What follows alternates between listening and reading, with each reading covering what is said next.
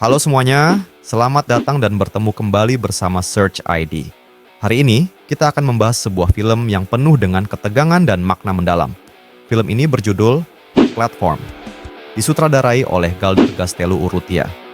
Film ini adalah sebuah thriller psikologis yang mengangkat tema sosial tentang kesenjangan dan sifat manusia dalam kondisi ekstrim. Dengan konsep unik berupa penjara vertikal yang memiliki ratusan tingkat, film ini menggambarkan bagaimana manusia bertahan hidup dalam sistem yang tidak adil. Saya sangat menyarankan untuk menonton filmnya secara lengkap agar mendapatkan pengalaman yang lebih mendalam. Kadang, dunia ini bukan tentang apa yang kita miliki, tetapi bagaimana kita membaginya. Jadi, tanpa berlama-lama lagi, mari kita mulai pembahasannya.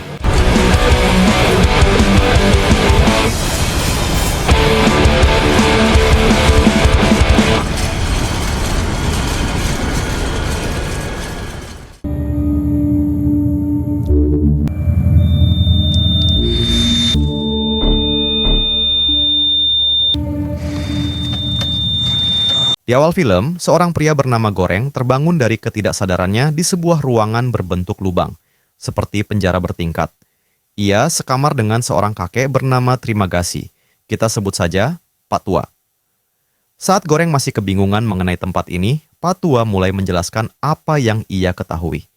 Mereka berada dalam sebuah bangunan bertingkat dengan sebuah platform makanan yang turun setiap hari. Makanan berasal dari atas dan semakin ke bawah, semakin sulit untuk mendapatkannya. Saat ini, mereka berada di lantai 48. Patua menyebut bahwa lantai 48 masih tergolong beruntung. Setiap 1 bulan sekali, semua penghuni akan dipindahkan ke lantai yang berbeda secara acak. Tiba-tiba, lampu ruangan berubah hijau, menandakan bahwa platform makanan telah tiba di lantai mereka. Goreng melihat makanan di atasnya, tetapi semua hanyalah sisa-sisa dari lantai atas. Patua mengingatkan bahwa makanan di sini memang tidak selalu mudah didapatkan, tergantung di lantai berapa mereka berada bulan itu.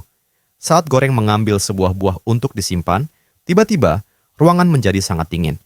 Patua dengan santai memberitahunya bahwa siapapun yang mencoba menyimpan makanan akan dihukum dengan perubahan suhu ekstrem, entah menjadi sangat panas atau sangat dingin hingga mematikan. Adegan berpindah ke Goreng dan Patua yang mulai bercerita tentang alasan mereka bisa berada di tempat ini. Goreng mengungkapkan bahwa ia masuk ke dalam lubang ini secara sukarela untuk mendapatkan sebuah gelar, meskipun tidak jelas gelar apa yang ia maksud. Setiap orang yang masuk ke sini diperbolehkan membawa satu barang. Goreng memilih membawa sebuah buku yang membuat Pak Tua terkejut. Namun, Pak Tua sendiri tidak ingin menceritakan alasan mengapa ia bisa berada di sini. Ketika lampu berubah merah, Goreng penasaran dan menyaksikan platform makanan kembali naik dengan kecepatan luar biasa. Hari demi hari berlalu, dan Goreng mulai meragukan keputusannya untuk masuk ke sini secara sukarela. Selama beberapa hari pertama, ia menolak untuk makan, kecuali jika Pak Tua mau menceritakan alasannya masuk ke sini. Akhirnya, Pak Tua mengakui bahwa ia berada di sini karena suatu hari, dalam kemarahannya, ia melemparkan televisinya keluar jendela. Televisi itu mengenai seorang imigran ilegal yang sedang bersepeda, menyebabkan kematiannya. Dengan kata lain, Pak Tua adalah seorang pembunuh. Ia kemudian menunjukkan barang yang ia bawa, sebuah pisau.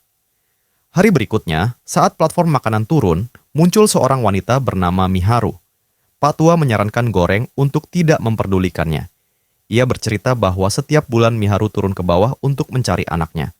Sebelum turun, ia selalu membunuh teman sekamarnya, agar bulan berikutnya ada kemungkinan ia bisa berada di ruangan yang sama dengan anaknya. Ketika platform turun lebih jauh, Miharu tiba-tiba diseret oleh seseorang di bawahnya.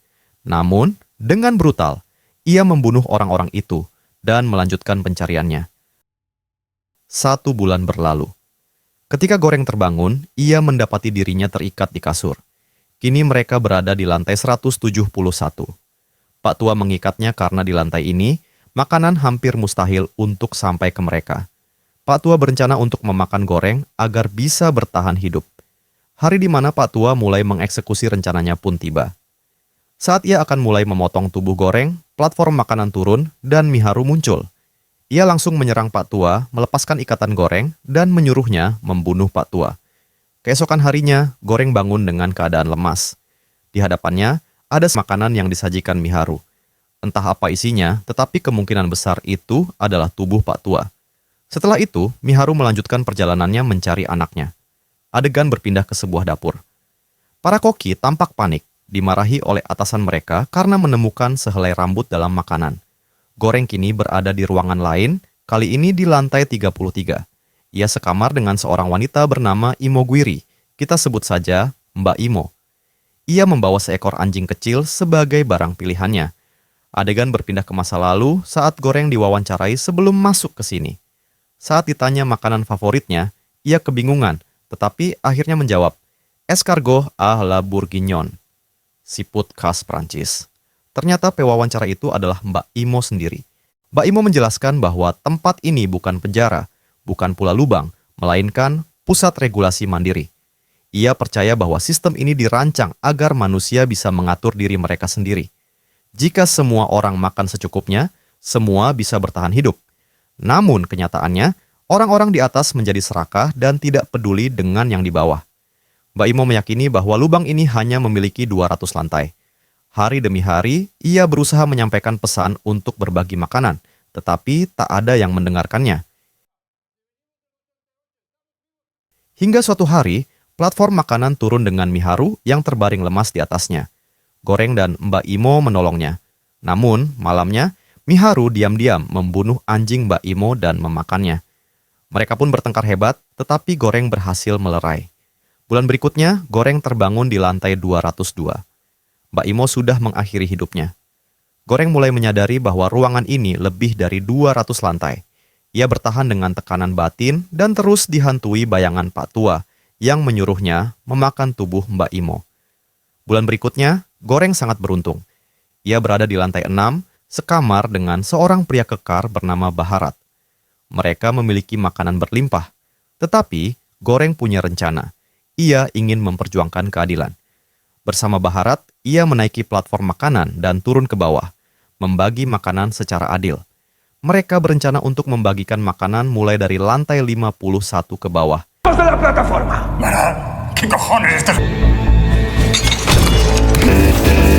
¡A la puta esquina! ¡Joder! ¡No me toques los cojones! ¡No te muevas! ¡Hola! ¡Porque te muevas! Dalam perjalanan, mereka bertemu seorang pria bijaksana yang menyarankan agar mereka mengirimkan pesan dengan menyisakan satu makanan yang akan kembali ke atas tanpa tersentuh.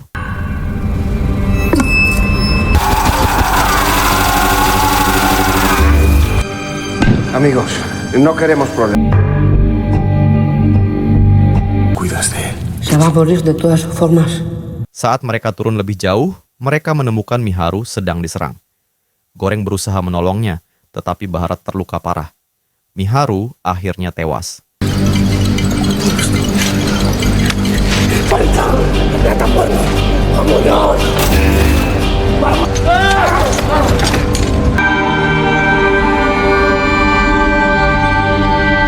Saat mereka sampai di lantai 333, mereka menemukan seorang anak kecil, anak Miharu. Goreng akhirnya sadar bahwa Miharu benar-benar mencari anaknya. Mereka berencana mengirim makanan sebagai pesan ke atas, tetapi Goreng mendapat penglihatan dari Pak Tua, Mbak Imo, dan Baharat. Mereka menyuruhnya mengirimkan pesan bukan dalam bentuk makanan, tetapi anak itu sendiri. Me gusta escucharlo leer. Mi caracol. No la he despilfarrado. ¿Y ahora qué don? Aún.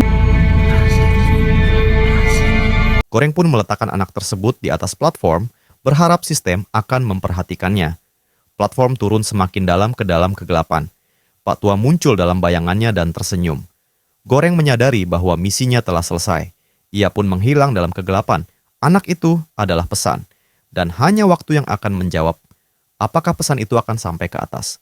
Sistem ini mungkin telah gagal, atau justru berhasil menunjukkan kebenaran tentang sifat manusia.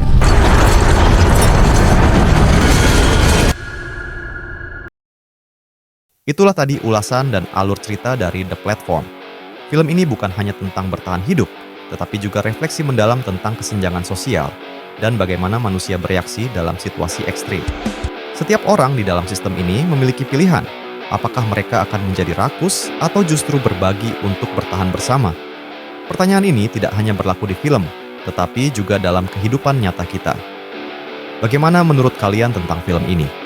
Apakah kalian setuju dengan pesan yang ingin disampaikan? Yuk, tulis pendapat kalian di kolom komentar.